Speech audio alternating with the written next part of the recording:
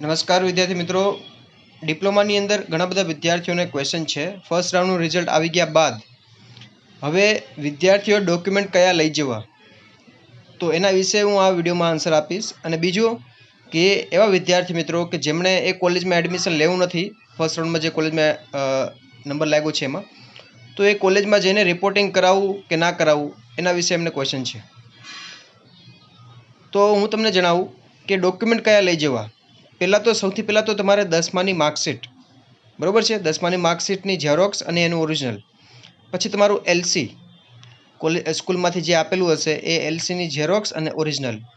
પછી ત્રીજું છે 2 ફોટા લઈ જવાના છે. પછી તમારું આધાર કાર્ડ ઓરિજિનલ અને એની ઝેરોક્સ લઈ જવાની છે. પછી તમારું કાસ્ટ સર્ટિફિકેટ હોય તો કાસ્ટ સર્ટિફિકેટની ઝેરોક્સ અને ઓરિજિનલ લઈ જવાના છે.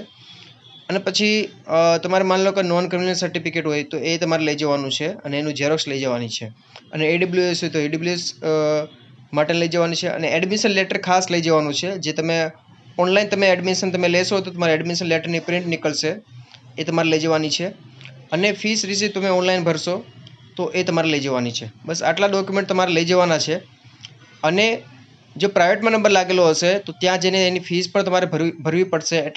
એટલી રૂપિયાની વ્યવસ્થા તમારે લઈ જવાની છે. 20,000 થી 30,000 રૂપિયા તમારે લઈ જવા પડશે. પછી બીજું એ કે ગવર્મેન્ટમાં નંબર લાગેલો હશે તો તમે ઓનલાઈન ફી ભરી દીધી હશે, એ 1 વર્ષની ફીસ આવી ગઈ હશે. પછી ત્યાં જઈને તમારે 1000 થી 1500 અથવા 2000 સુધી તમારે લઈ જવાના છે, કે જો થોડી ઘણી ફીસ જે હોય છે એ તમારે ભરવાની રહેશે.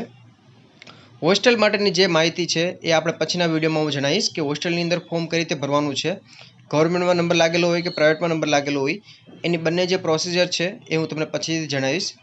બીજું એ કે ઘણા બધા વિદ્યાર્થીઓને બીજી કોલેજમાં નંબર લાગ્યો છે અથવા બીજી બ્રાન્ચમાં નંબર લાગ્યો છે, કોલેજ એ જ છે, તો હું તમને જણાવી દઈશ કે લાસ્ટ વિડીયોમાં, એટલે કાલે જે આપણે વિડીયો અપલોડ કરેલો હતો એ વિડીયોની અંદર મેં બધી માહિતી મેં જણાવેલી જ છે. તો પણ હું તમને જણાવી દઉં છું કે માની લો કે તમારે બીજી કોલેજમાં નંબર લાગ્યો હોય તો હવે એ કોલેજ, માની લો કે હવે તમારું જે મેરિટ છે એ તમારે ચેક કરવાનું છે, મેરિટ નંબર. હવે તમે જે ગવર્મેન્ટ કોલેજ, તમારે મનગમતી કોલેજ જે હોય એ કોલેજ તમારે જોવાની છે. એની અંદર એની નજીક આવતો હોય તો ચાન્સ છે તમારા લાગવાના, બરાબર. અને જો દૂરની ગવર્મેન્ટમાં ના જવું હોય, પ્રાઇવેટ જે કોલેજમાં તમારો નંબર લાગ્યો હોય, બરાબર, તો એ કોલેજ પ્રાઇવેટ હોય તો એમાં તમે લઈ શકો છો એડમિશન, જો તમારી ફાઇનાન્શિયલ કન્ડિશન સારી હોય તો. અને માની લો કે તમારે દૂરની ગવર્મેન્ટ કોલેજમાં નંબર લાગ્યો છે, એમાં તમારે નથી જવું, બરાબર, તો તમારે શું કરવાનું છે કે તમારે એડમિશન કેન્સલ કરવાનું છે. ઓનલાઈન તમારે એડમિશન કેન્સલ કરવાની એવી કોઈ પ્રોસિજર નથી. ખાલી અંદર એવું આવે છે કે સેકન્ડ રાઉન્ડમાં તમારે જવું છે કે નહીં. તમે સેકન્ડ રાઉન્ડમાં તમે જશો એટલે પહેલા રાઉન્ડનું એડમિશન ઓટોમેટિક તમારું કેન્સલ થઈ જશે. જો પહેલા રાઉન્ડમાં તમે ફીસ ભરેલી હોય અને પછી તમે સેકન્ડ રાઉન્ડમાં તમે જાઓ તો પહેલા રાઉન્ડની સીટ છે એ પણ તમારી કન્ફર્મ જ રહેશે, બરાબર. અને બીજા રાઉન્ડમાં તમે જઈ શકો છો. હવે ઘણા બધા એવા વિદ્યાર્થી છે કે જેમને બીજી બ્રાન્ચમાં નંબર લાગ્યો છે. હવે જો તમારે માની લો કે તમે જે મનગમતી બ્રાન્ચમાં નંબર નથી લાગ્યો પરંતુ તમારે કોલેજમાં નંબર લાગ્યો છે, તો એકવાર જોઈ લેવાનું એ બ્રાન્ચ છે એ બ્રાન્ચ તમારી ઇન્ટરેસ્ટની બ્રાન્ચ છે, તમારે એ બ્રાન્ચમાં લેવું છે.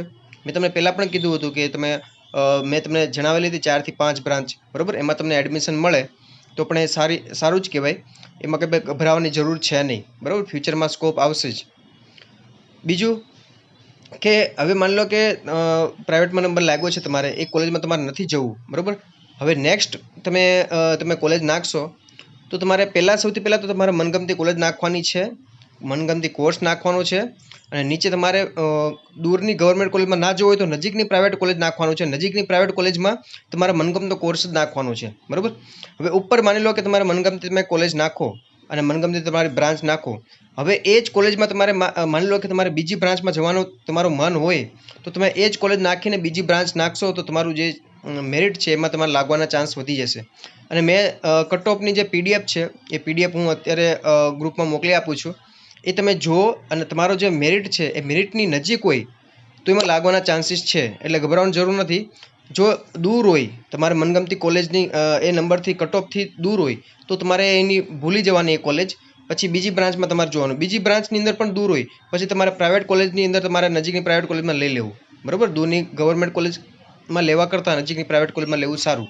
દૂરની ગવર્મેન્ટ કોલેજ જો બહુ સારી હોય, આપણે ટોપ 10 કોલેજનો વિડીયો બનાવેલો છે, તો બહુ સારી હોય તો તમે એમાં લઈ શકો છો. તો વિદ્યાર્થી મિત્રો, અહીંયા આપણે વિડીયો ઓવર કરીએ છીએ. તમારે કંઈ પણ ક્વેશ્ચન હોય તો નીચે કોમેન્ટ સેક્શનમાં જણાવો.